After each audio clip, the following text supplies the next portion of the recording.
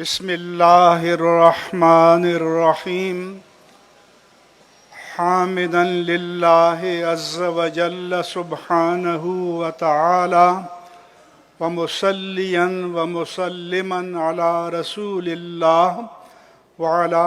آلہ الکرام وصحبہ العظام اجمعین وبعد۔ حضرات، علماء کرام، مشائخ اعظام، زعماء ملت، مفکرین اسلام اور حاضرین مجلس، میں عالمی میڈیا کے لیے چند گزارشات پیش کرنا چاہتا ہوں۔ سب سے پہلے اسلامی کانفرنس کی تنظیم اور عرب لیگ کے مشترکہ اجلاس میں مسلم حکمرانوں نے، سلاطین نے، سربراہان مملکت و حکومت نے جس وہن، جبن، کم ہمتی، دینی اور ملی بے حمیتی کا مظاہرہ کیا اور 1.5 ارب مسلمانوں کے سروں کو جھکا دیا، ان کی مذمت کرتا ہوں۔ ہم سب ان کی ملامت کرتے ہیں۔ اس کے بعد وہ مغربی ممالک جو حقوق انسانیت، حقوق نسواں اور حقوق اطفال کا راگ الاپا کرتے تھے اور کمزور ممالک کو اس کے نام پر بلیک میل کیا کرتے تھے، آج امریکہ کی سرپرستی میں، یورپ کی سرپرستی میں اسرائیل نے انسانی حقوق کو، خواتین کے حقوق کو، بچوں کے حقوق کو جس طرح پامال کیا ہے، ہم ان تمام مغربی ممالک کی مذمت کرتے ہیں۔ پھر 1945 میں لیگ آف نیشنز یا مجلس اقوام کی ناکامی کے بعد اقوام متحدہ وجود میں آئی۔ اس کے 2 ادارے اہم تھے، جنرل اسمبلی اور سیکیورٹی کونسل۔ جنرل اسمبلی بے اختیار ڈیبیٹنگ کلب بن کر رہا اور سیکیورٹی کونسل کے پاس ایگزیکٹو اختیارات تھے، لیکن دنیا کے 193 ممالک کے مقابلے میں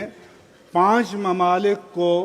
پوری عالم انسانیت کی اجماعی رائے کے مقابلے میں حق استرداد اور حق تنسیخ دینا، وہ ممالک جو جمہوریت کو بت کی طرح پوجتے ہیں اور اس کا دعویٰ کرتے ہیں، تو جس طرح سے یہ ویٹو پاور، یہ جمہوریت کی توہین ہے، جمہوریت کی اہانت ہے، اور جب تک اس حق کو ختم نہیں کیا جائے گا، دنیا میں حقیقی جمہوریت قائم نہیں ہو سکتی۔ اس کے بعد میں یہ کہنا چاہتا ہوں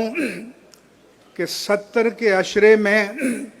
ویتنام کی جنگ جاری تھی۔ عالمی عدالت کے دروازے تو آپ کے لیے بند ہیں، لیکن لارڈ برٹرینڈ رسل نے لندن میں ایک نان گورنمنٹل عالمی عدالت قائم کی تھی، دنیا بھر کے وکلاء اور مفکرین کی۔ ہمارے ملک کے محمود علی قصوری بھی اس کے رکن تھے، اور اس میں ویتنام میں امریکہ کے جنگی جرائم پر علامتی مقدمہ چلایا گیا تھا۔ آج میرا مطالبہ ہے کہ اسی طرح سے لندن میں نان گورنمنٹل عالمی عدالت قائم کی جائے اور اس میں تمام یورپین ممالک جو اسرائیل کے حامی ہیں، امریکہ جو اسرائیل کی پشت پر ہے، تو اسرائیل سمیت ان ممالک کے خلاف جنگی جرائم کی عالمی عدالت قائم کی جائے اور اس کا فیصلہ صادر کیا جائے۔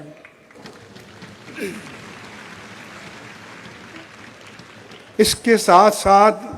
میرا یہ بھی مطالبہ ہے ان تمام قائدین سے کہ بم پھینکنا اور راکٹ پھینکنا یہ دعوے تو بعد کی بات ہے، لیکن کم از کم غزہ میں موبائل ہاسپیٹل کا کارواں روانہ کیا جائے اور رضاکار ڈاکٹروں کی جماعت روانہ کی جائے، اور تاکہ وہاں کے تمام ہاسپیٹل کا اسٹرکچر تباہ و برباد کر دیا گیا ہے، اور مسلم زعماء اور قائدین اس کی قیادت کریں تاکہ عالم انسانیت کو پتہ چلے کہ ان کے دل میں مظلوموں کا دکھ اور درد موجود ہے۔ تو ہمیں ان دکھوں اور اس درد کا ذکر کرنے کے ساتھ ساتھ اپنی اپنی بساط اور اپنی اپنی وسعت کے مطابق ان کی تلافی کا بھی کوئی نہ کوئی انتظام کرنا چاہیے۔ اس طرح کا کوئی اجتماعی انتظام اب تک سامنے نہیں آیا، اور یہاں پر میں جو قرارداد ہے اس میں اپنے ان جذبات کو شامل کرتا ہوں کہ موبائل ہاسپیٹلز کا ایک بہت بڑا کانوائے مصر کے راستے سے فلسطین کے مسلمانوں کے لیے روانہ کیا جائے اور ڈاکٹروں کی جماعت وہاں پر جائے تاکہ عالم انسانیت کو پیغام ملے کہ مسلمانوں کے دلوں میں ان کا دکھ اور درد موجود ہے۔ اسی طرح سے یہاں جو ہم قراردادیں پاس کر رہے ہیں یہ بھی حکمت عملی بنائی جائے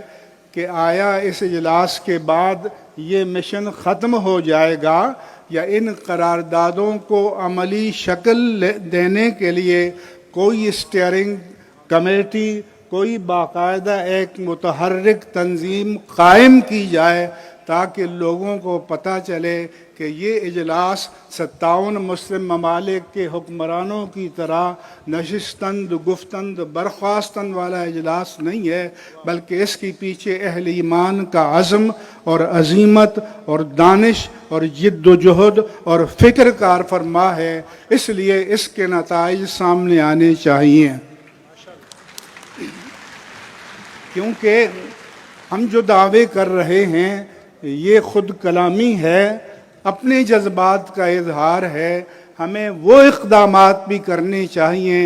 کہ جو برسر زمین جو کچھ ہو رہا ہے اور جن کے ساتھ ہو رہا ہے ان کے دکھوں کے ازالے کی کوئی عملی صورت بھی ہونی چاہیے۔ اور ہمارے اگر حکمران بے حمیت ہیں تو پورے مسلمان تو بے حمیت نہیں ہیں۔ 1.5 ارب مسلمان تو دینی اور ملی حمیت سے محروم نہیں ہیں، لہذا اس کے لیے حکومتوں کی سطح سے نکل کر عوامی سطح پر کوئی نہ کوئی عملی شکل ہونی چاہیے اور باقاعدہ کارواں پاکستان سے روانہ ہونا چاہیے اور تمام مسلم ممالک سے روانہ ہونا چاہیے۔ دنیا میں اس سے پہلے جہاں جہاں سانحات آئے وہاں ڈاکٹرز وداؤٹ بارڈرز اور جرنلسٹ وداؤٹ بارڈرز وہ عمل میں آئے، لیکن فلسطین کے مسلمانوں اور مظلومین کی مدد کے لیے ہمیں ڈاکٹرز وداؤٹ بارڈرز اور جرنلسٹ وداؤٹ بارڈرز کا کوئی وجود اور کوئی عملی شکل نہیں آئی۔ تو اگر دنیا کے ڈاکٹر ان کا ضمیر مر چکا ہے تو پھر ہمیں دنیا کے ضمیر کو زندہ کرنے کے لیے کوئی علامتی تحریک پیش کرنی چاہیے۔ اسی طرح سے پوپ فرانسس نے جو عیسائیوں کے سب سے بڑے فرقے کیتھولک کا مذہبی سربراہ ہے، اس نے جنگ بندی کا مطالبہ تو کیا ہے۔ میں پوپ فرانسس سے مطالبہ کرتا ہوں کہ دنیائے مسیحیت نے یہودیت کی پشت پر کھڑے ہو کر اس تاریخ کا بہت بڑا ظلم ڈھایا ہے، تو ان جرائم اور ان جنگی نقصانات کی تلافی کے لیے پوپ فرانسس کو مسیحی دنیا سے مطالبہ کرنا چاہیے کہ وہ فلسطینیوں کے نقصانات کی تلافی کریں۔ ان کا تمام اسٹرکچر جو برباد ہو چکا ہے، کیونکہ امریکن کانگریس نے 14 ارب 30 کروڑ کا فنڈ ان کے لیے منظور کیا ہے، لیکن مسلم ممالک کی طرف سے ایسے اجتماعی فنڈ کا کوئی ذکر سامنے نہیں آیا۔ لیکن اگر پوپ فرانسس جو ہے وہ حضرت مسیح علیہ السلام کی تعلیمات کے ماننے والے ہیں، تو ان کے مذہب کے ماننے والوں نے یہ سارا ظلم ڈھایا ہے اور ظلم کی پشت پناہی کی ہے، تو اگر وہ مسیحیت پر قائم ہیں تو انہیں اس حوالے سے دنیا مسیحیت کے ضمیر کو جھنجھوڑنا چاہیے اور سامنے آنا چاہیے۔ اس کے ساتھ ساتھ اس طرح کی کانفرنسیں عالمی مراکز پر، جہاں سب مذاہب کے ماننے والوں کو جہاں بلایا جائے اور ان سے پوچھا جائے کہ آپ کا مذہب یا آپ کی شریعت یا آپ کا دین اس حوالے سے کیا کہتا ہے، تو وہ بھی تو اپنی قوم کو پیغام دیں۔ دنیا سے ایک ایسا متحرک اور جامع پیغام جانا چاہیے جو آج تک نہیں گیا۔ ہمارے ہاں جو بھی ریلیاں نکلیں وہ عوام کی سطح پر نکلی، اور ایسی ریلیاں مغربی ممالک بھی نکلی ہیں، لیکن ان کو ریزلٹ اورینٹڈ اور نتیجہ خیز بنانے کے لیے مغرب میں ان تحریکات کا ایک مرکز قائم کرنا چاہیے، تاکہ یہ سارا پیغام ایک منظم انداز میں مغرب کے ضمیر تک پہنچے۔ کیوں کہ جب جس قوم کے اہل دانش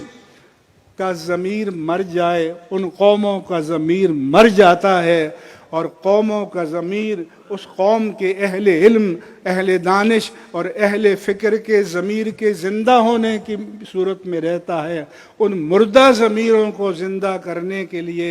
ان تمام جو وہاں کے مظاہر ہیں ان کی فلمیں بنا کر وہاں مغرب میں دکھائی جائیں کہ کیا اس چشم فلک نے 21ویں صدی میں اس سے بڑا ظلم بھی کہیں دیکھا ہے،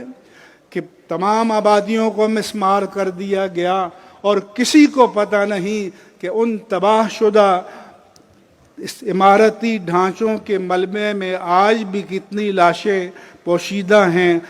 اتنا موقع ہی نہیں دیا جاتا کہ اس ملبے کو ہٹایا جائے اور لاشوں کو تلاش کیا جائے۔ اس لیے انسانیت کے ضمیر کو جھنجھوڑنے کے لیے ہمارے اہل فکر کو، دانش کو، علماء کو کوئی عملی تدبیر سوچنی چاہیے۔ وما علیہ الا البلاغ۔